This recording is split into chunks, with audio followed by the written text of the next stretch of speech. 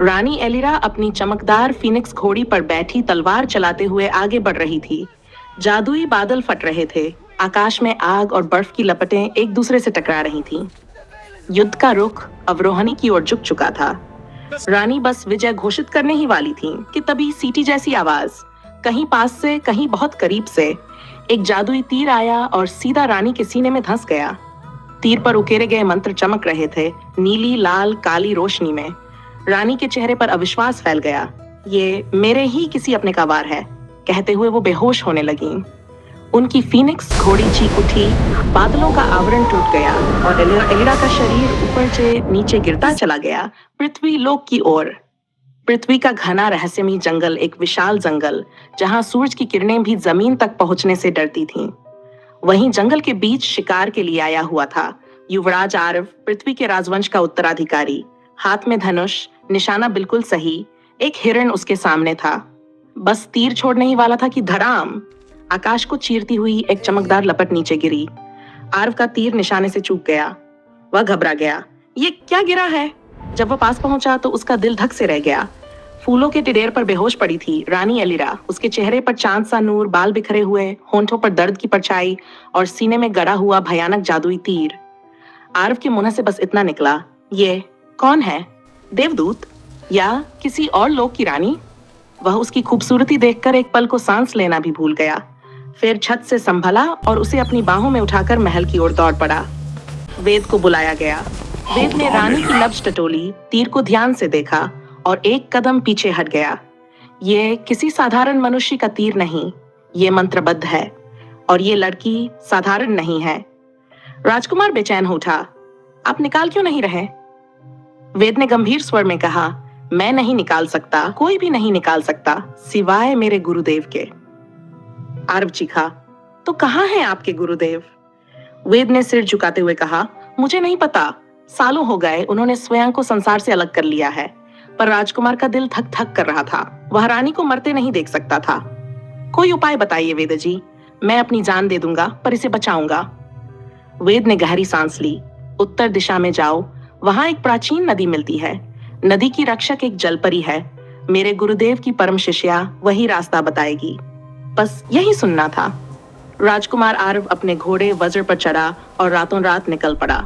जंगल अंधेरा था, पेड़ों से अजीब आवाजें आती थीं, कहीं रूहों की फुसफुसाहट, कहीं छायाएं किसी को घूरती हुई। घोड़ा कांप रहा था, पर आरव डटा रहा, उस रानी के लिए जिसे उसने बेरली देखा था, पर उसके दिल में कुछ गहरा उतर चुका था। नदी तक पहुंचने पर हर तरफ मौत जैसी शांति फैली हुई थी। आरव चिल्लाया, कोई है? जलपरी, सुन सकती हो तो सामने आओ। काफी देर सन्नाटा रहा, फिर पानी में लहरें उठने लगी और अचानक चांदनी जैसी चमकती पूंछ सहित एक सुंदर जलपरी सतह पर आई। उसकी आंखें थी समुद्र जैसी गहरी। क्यों चिल्ला रहे हो मनुष्य? आरव ने तुरंत पूछा। तुम्हारे गुरु कहाँ हैं? मुझे उनकी जरूरत है, बहुत जरूरत। जलपरी का चेहरा बदल गया। तुम अपनी मौत को बुला रहे हो। जहां मेरे गुरु है वहां मनुष्य एक पल भी जीवित नहीं रह सकता। आरव बोला, मुझे परवाह नहीं, मैं उस लड़की को मरने नहीं दूंगा, वह बहुत खास है। जलपरी ने उसे लंबे समय तक घूरा, फिर दुखी आवाज में बोली, ठीक है, गुरुदेव बर्फ की चादर ओढ़े एक पर्वत पर तप कर रहे हैं, लेकिन वहां पहुंचना नरक में उतरने जैसा है। आरव ने तुरंत दिशा पकड़ ली और निकल पड़ा, कांटों, बर्फ, तूफान और पहाड़ों से लड़ता हुआ। कुछ ही समय बाद एक बड़ा खतरनाक बर्फ का पर्वत, जिसकी घंटी जैसी हवा, बर्फ का तूफान, पैरों में सुई जैसी चोट, पर आरव चढ़ता गया। पर्वत की चोटी पर एक चमकदार प्रकाश था, वही गुरुदेव का धाम। वह भीतर गया और घुटने टेक दिए। गुरुदेव, कृपा कीजिए। गुरुदेव ने धीरे धीरे अपनी आंखें खोली। उनकी आंखों में ब्रह्मांड जैसा तेज था। कौन हो तुम और क्यों आए हो? आरव ने कांपते हुए कहा, एक रानी, दूसरी दुनिया की रानी मर रही है, उसे बचा लीजिए, कृपा करिए। गुरुदेव की भौहें तन गईं। उन्होंने अपनी आंखें संकरी करते हुए पूछा, दूसरी दुनिया की रानी? उसके सीने में जो तीर है, क्या उसका रंग नीला, लाल और काला है? आरव हैरान रह गया। जी हाँ, आपको कैसे पता? गुरुदेव धीरे से उठे, अंधेरे की ओर देखा और बोले, क्योंकि वह तीर मामूली नहीं है जिससे कोई बच सके। वो जादुई तीर है जो धीरे धीरे इंसान की जान ले लेता है। बर्फीली हवा अभी भी गुरुदेव की झोंपड़ी में गूंज रही थी।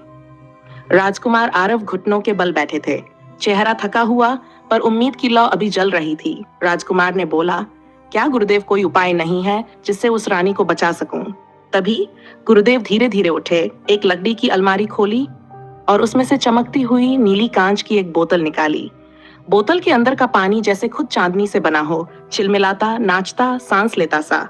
गुरुदेव ने बोतल राजकुमार को थमाई। लो, ये जीवन सर है, इसे रानी को पिला दोगे तो वह जीवित हो जाएगी।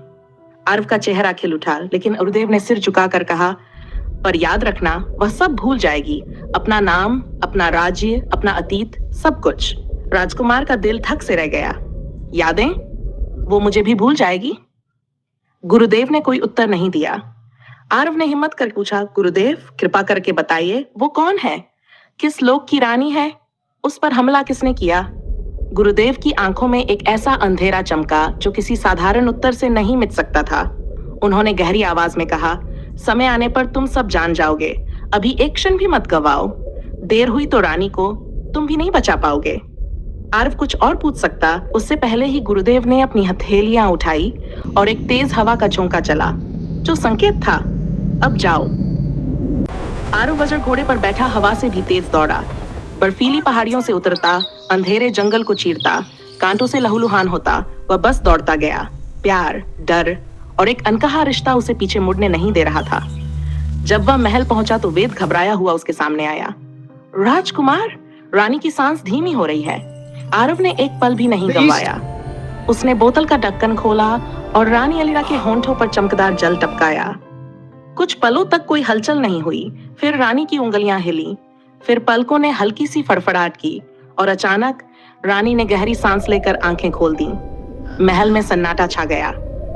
रानी घबराई हुई उठ बैठी। उसने इधर उधर देखा, सोने की दीवारें, अजनबी चेहरे और उसके पास खड़ा एक युवराज। उसके होंठ कांपे, कौन कौन हो तुम लोग? और मैं कौन हूँ? हम कहाँ हैं? राजकुमार आरव के दिल में दहाड़ सी उठी, लेकिन उसने मुस्कुराने की कोशिश की।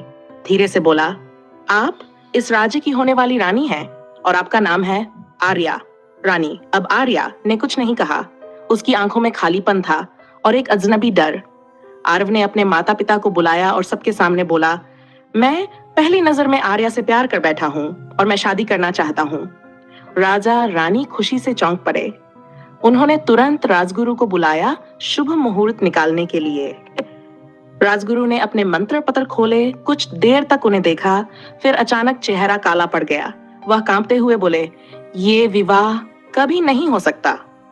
सभी स्तब्ध रह गए। आरव ने गुर्रा कर पूछा, क्यों? राजगुरु की आवाज कांप रही थी।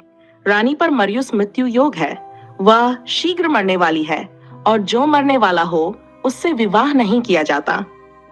महल में सन्नाटा, हवा तक रुक गई, लेकिन राजकुमार दहाड़ा, चाहे आकाश टूट पड़े, मैं उसे नहीं मरने दूंगा।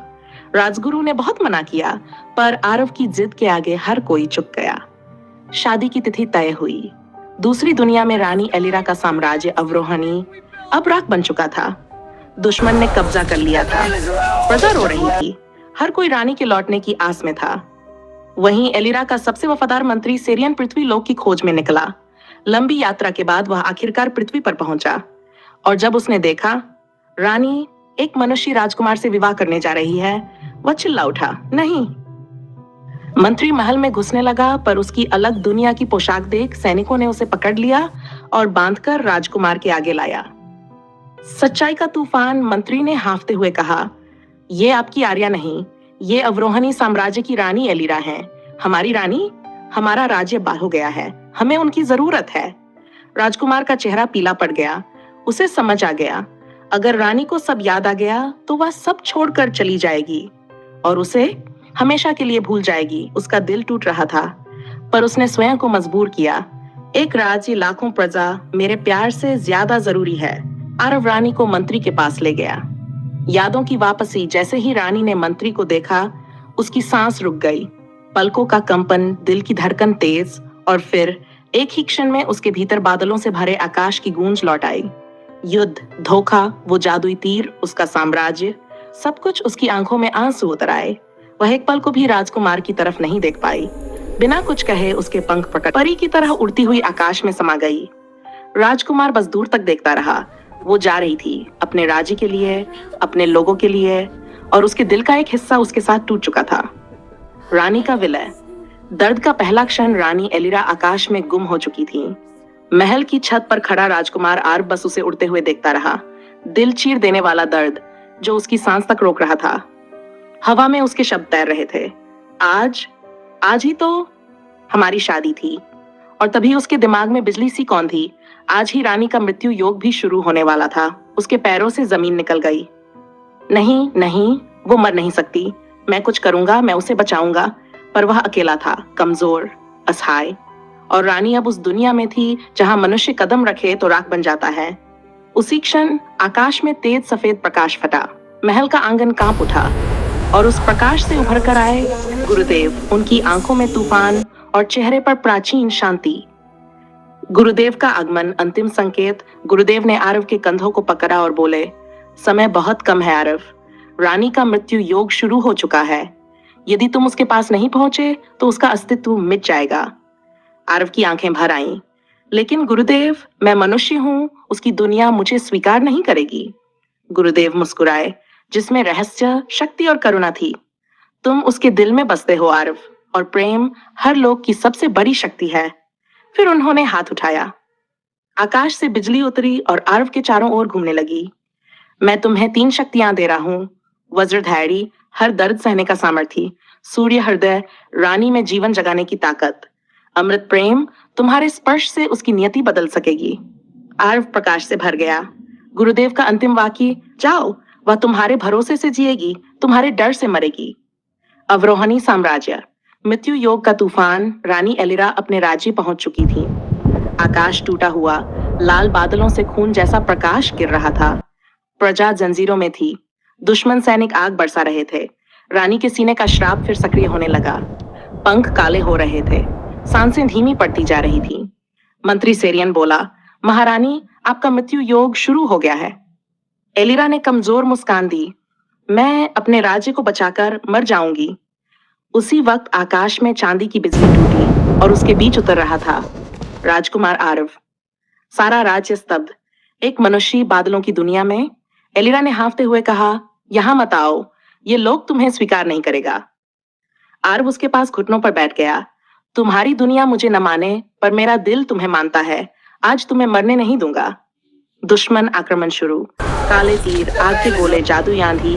आरव ने शक्तियां सक्रिय की। वज्रधारी अदृश्य डाल बन गया। सूर्य हृदय, उसकी हथेलियों से प्रकाश निकला और श्राप पिघलने लगा। एलिरा चौंक उठी। आरव, तुम मर जाओगे। आरव मुस्कुराया, अगर तुम मरो तो मैं भी मर जाऊंगा, इसलिए क्यों ना साथ जिएं। फिर अमृत प्रेम। उसने उसे गले लगा लिया। एक प्रचंड प्रकाश विस्फोट। दुनिया कांप उठी। श्राप टूट गया। तीर का असर मिट गया। एलिरा उठ खड़ी हुई। फिर से पूर्ण शक्ति वाली रानी। उसकी तलवार हवा से बनी और दुश्मन साम्राज्य कुछ ही क्षणों में राख बन गया। प्रेम की जीत और अंतिम मिलन, युद्ध खत्म। प्रजा झुककर प्रणाम कर रही थी। एलिरा ने आरव की ओर देखा। अब उसकी आंखों में सिर्फ प्रेम था। वह धीरे से बोली, मेरी यादें चली गई थीं, पर तुम मेरे दिल में पहले ही दिन बस गए थे। उसने उसका हाथ थामा। क्या मेरे साथ मेरे राज्य के राजा बनोगे? आरव की सांस रुक गई। हाँ, हमेशा। भव्य विवाह। 2 लोगों का मिलन। बादलों की दुनिया में सितारों की बारिश के बीच उनका विवाह हुआ। आकाश नाचा, नदियां चमकीं, पेड़ गाए। रानी एलिरा और राजकुमार आरव बन गए अवरोहनी के महारानी और महाराजा। दोनों लोगों ने पहली बार प्रेम के आगे सिर झुकाया। सुंदर, सुखद और जादुई अंत। Like and subscribe.